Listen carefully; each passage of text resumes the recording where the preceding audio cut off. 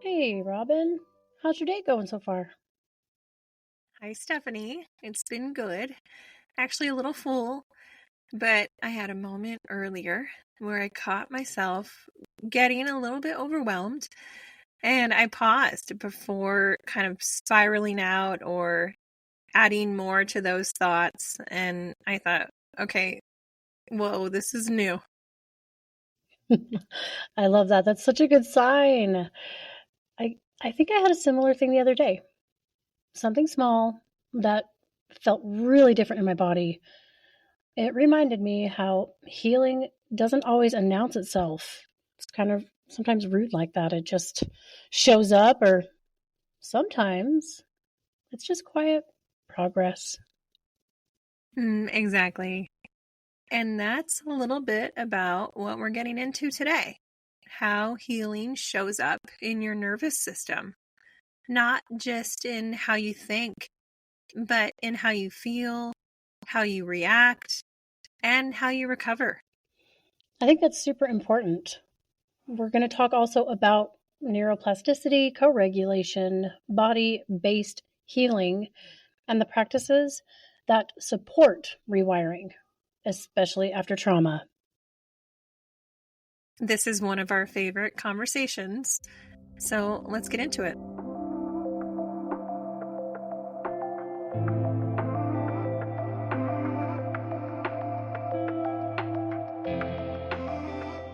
This episode means a lot to us because rewiring is where we see real embodied change happen. And we want you to walk away with both understanding and something you can use.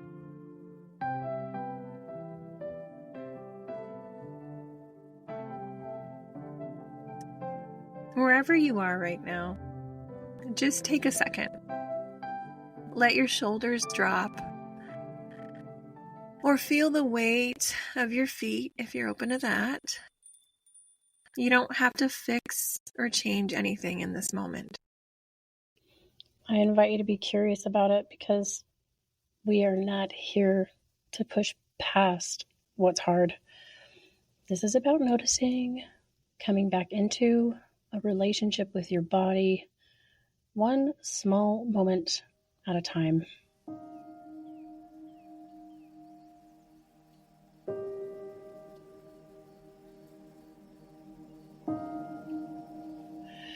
So, when we talk about rewiring, what we're really talking about is how our brains and nervous systems adapt to our experiences.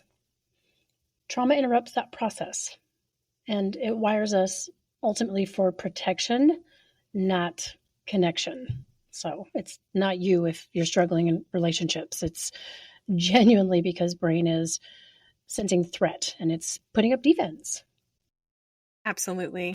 And for a lot of us, those protective patterns worked. They helped us survive, but they can also keep us stuck, hypervigilant, shut down, reactive, disconnected. So, rewiring means building new pathways that say, I'm safe now. And that might feel like a deeper breath, less tension in your jaw, or the ability to stay in a conversation just a little longer. Knowing that you don't have to brace as much anymore. Those Correct. are right. Those are all just small ways that your body and brain are indicating that they're rewiring. And it's a good thing to listen to body, the messages it is trying to send you, because it's not going to happen all at once. Okay, it's going to be slow, it's layered, and we've mentioned before that it is built on repetition. In relationship, it's not just thinking different thoughts, it's experiencing safety differently. Right? You might start to notice, I didn't spiral this time. I reached out instead of shutting down.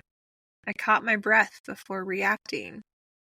These are all nervous system wins.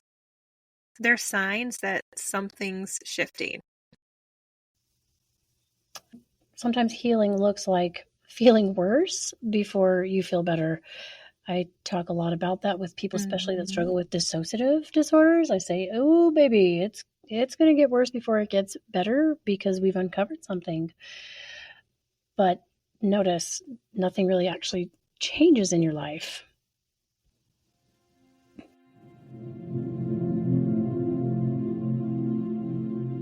When you come out of survival mode, all the stuff you never had time or space to feel can start surfacing. That is not regression. That's thawing. Yes. And that's where having support really matters. Whether it's therapy, a safe friend, or even a grounding practice you trust. You don't have to rewire alone. I really like that. You don't have to rewire alone. Me too, because I think that people have ideas and rules in their brain about what is, what they quote unquote should be doing versus, braving on their own, which is impossible, right? So, if you're curious about tools that support nervous system healing, EMDR and ART are both incredibly powerful modalities. They're not the same, but each offers a unique path toward resolution and regulation. EMDR stands for eye movement desensitization and reprocessing. This protocol uses bilateral stimulation to help the brain reprocess traumatic memories. It's especially helpful for trauma that feels stuck or continues to be triggering despite some insight or awareness. I appreciate you kind of breaking that down. I think it's pretty confusing for people, and that might even shy them away from getting help. So, real quick, this can look like following fingers side to side or tapping on opposite sides of your body while revisiting a distressing memory. Now, the idea is to let brain complete what it couldn't during the original event without getting overwhelmed. Right. Then there's ART, which stands for Accelerated Resolution Therapy. This one's a bit different, and it's one of mine and Stephanie's absolute favorites because it feels different too. It's structured, it's creative, and often faster than people expect.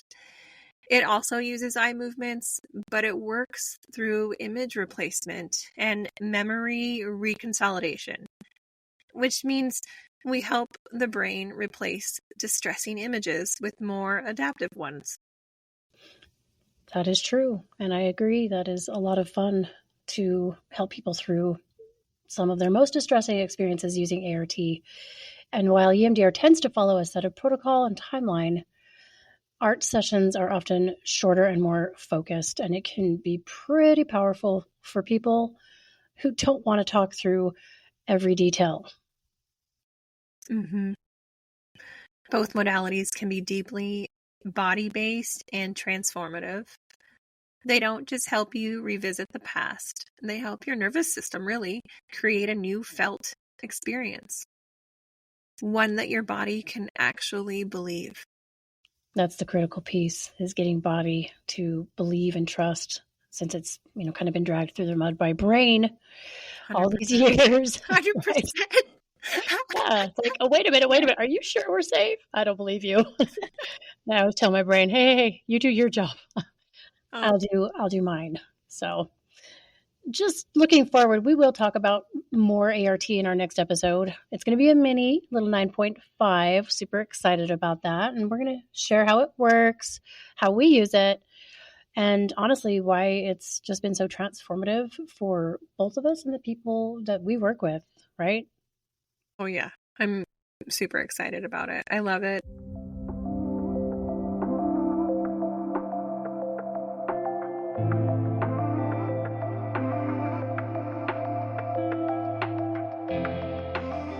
Okay, here's a practice we like to offer when folks are in the thick of it. Also, plot twist, you might not know that you're like in the thick of it. So keep practicing. Right. Find one thing in your environment that signals safety. It could be a feel of your blanket, a tree outside your window, a certain song, or the weight of your pet next to you. Everybody knows that's my personal favorite. Let yourself register it, not just notice it, but let it in.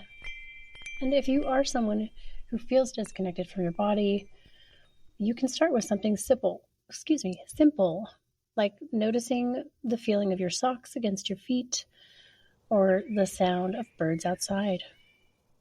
These small awarenesses can become anchors over time and a way to reconnect when everything feels too much.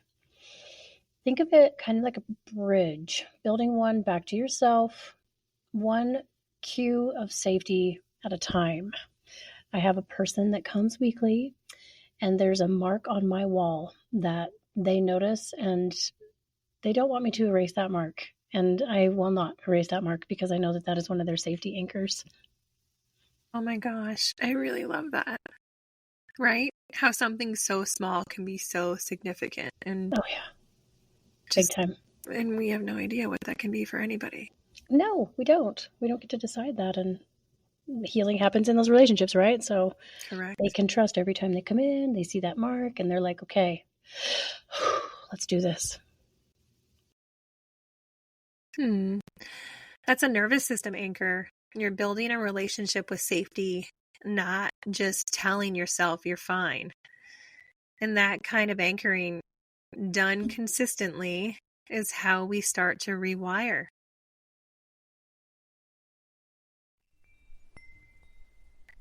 All right, here's your nervous system nugget. Your nervous system needs more than insight. It needs experience. So healing happens when your body gets to have a different outcome. When you set a boundary and stay connected. When you slow down instead of pushing through. When you honor your feelings instead of pushing them down. That's how your system learns. This is different. I'm different now. And if you want, take a slow breath here. Let that idea settle somewhere in your body. And notice what shifts, even slightly. Even that 1%. I say that sometimes in my session. Can you move it even 1%? And what would that look like? What would it feel like? I love that. I ask people to try on this thought or just try this on and just notice. Even not feeling things is still significant because that's still a sensation. And that can, I feel like, freak people out a lot because they're like, I'm not feeling what I'm supposed to be feeling, or am I doing this right? More practice, it cultivates more practice. It cultivates itself. You're in the thick of it, right? Yeah. Think about those moments. They matter. They build and they count. Each one creates change. And even when you're doing all the things and it still feels hard, please remember that does not mean you're failing. That means you're in it and it's real. And if you avoid it, that's that suffering piece. And practice handling, like we said, moments at a time, handling different kinds of pain, learning how to tolerate it.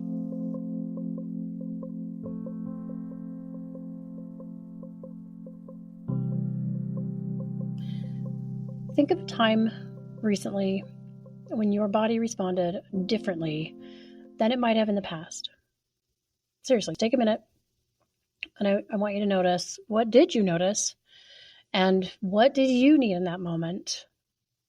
Did you let yourself have it, even just a little? And if you're not sure, that's okay. You can start by asking, where do I feel safest right now? That question alone can be a doorway to new wiring. And if nothing comes up right away, that's okay too. Listening to yourself takes time, and that's part of the process, just that tolerance of being able to listen to yourself. And here's one more thing that you can take with you. When you feel activated or stuck, try saying gently, of course this feels hard. My body's doing what it knows. Then ask, what would help me feel 1% safer right now? That's a nervous system question, and it's one you can return to anytime.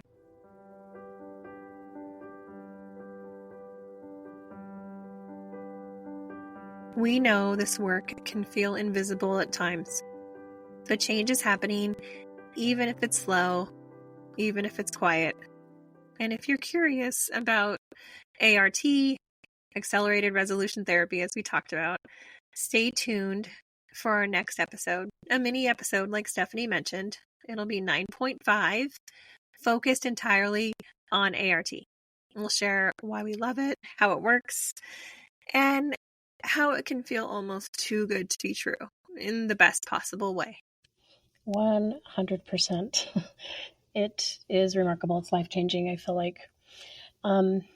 After that, we're going to go ahead and shift back into relationships, looking at how emotional immaturity in parents or caregivers can shape our internal world and impact how we show up with others. There's going to be some zingers in there. So I know, it's going to be heavy. It is, probably. Buckle up. We're going to be okay. We will be. It's true. Remember that healing isn't linear, and we're always here for the ride.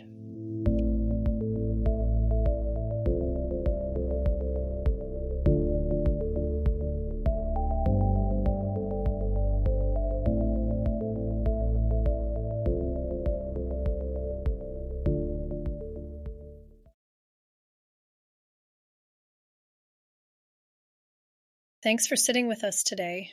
If something resonated, we'd love it if you shared the episode, left a review, or connected with us on social media. We're two therapists walk into a podcast on most platforms.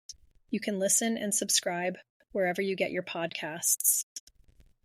This podcast is for informational and educational purposes only. It is not therapy, does not replace therapy, and does not establish a therapist-client relationship. If you're in crisis, please reach out to a qualified mental health professional or call 988 in the U.S. Robin Green is a licensed therapist in Arizona, and Stephanie Edsall is licensed in Utah. And this podcast is intended for a general audience.